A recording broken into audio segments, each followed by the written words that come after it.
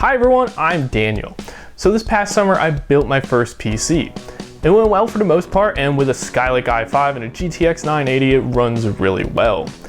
But when it comes to the act of building, maintaining, and upgrading a PC, there's one part that can vary greatly from person to person: the case. Today I'll be reviewing the NZXT S340 mid-tower case. With a minimalistic steel design and decent bang for buck, it's a popular pick for beginners, longtime builders, and everyone in between. There's nothing flashy going on with this case, although the white I got is a bit stylish. It also comes in plain black or black with either red or blue accents. Going over the external features, at the top we have a power button which lights up white, two USB 3 ports, a headphone jack, and a mic port. Up here you'll also find vent holes for a single fan. The front panel can be removed by pulling on the bottom and offers adequate room for airflow. Under here you'll find a magnet dust filter that covers the entire front opening. The back is standard for the most part. It's worth mentioning that to put in your power supply there's a bracket to remove, then you attach it to your power supply with additional thumb screws and then insert it from the rear.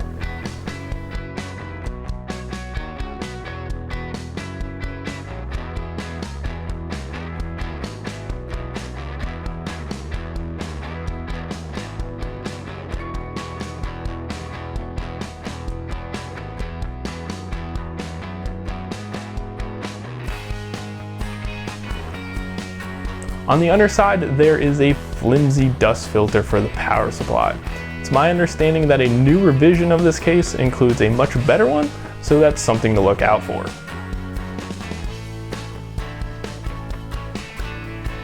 Taking off the windowed side panel and looking inside, you'll immediately notice two things. First is the odd metal bar. Instead of using holes or just having your cables hang out, this bar serves as a channel to manage your cables. Even the monstrous motherboard cable should fit through here, although stiffer cables might have to be routed around it. The second big feature here is the power supply shroud. This piece of metal entirely separates your mess of wires from the rest of your case, giving it a clean look. On it you'll see a cutout for your video card power cables, and attached are two SSD brackets. Elsewhere on the inside there are mounting points for two 120 or 140 millimeter fans on the front, a 120 or 140 fan on top, and a 120 in the back. Included are two great quality 120 fans mounted at the top and rear. Moving around to the other side, you can get a better look at that big cable management channel. Aside from that, things are a bit cramped. Thankfully there are plenty of tie-down points to keep things neat and orderly. Down low is a non-removable bay for two 3.5-inch drives. You'll also get a box of screws and zip ties.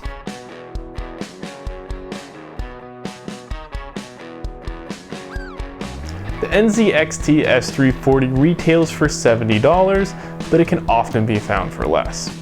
Overall, I have mixed feelings about this case.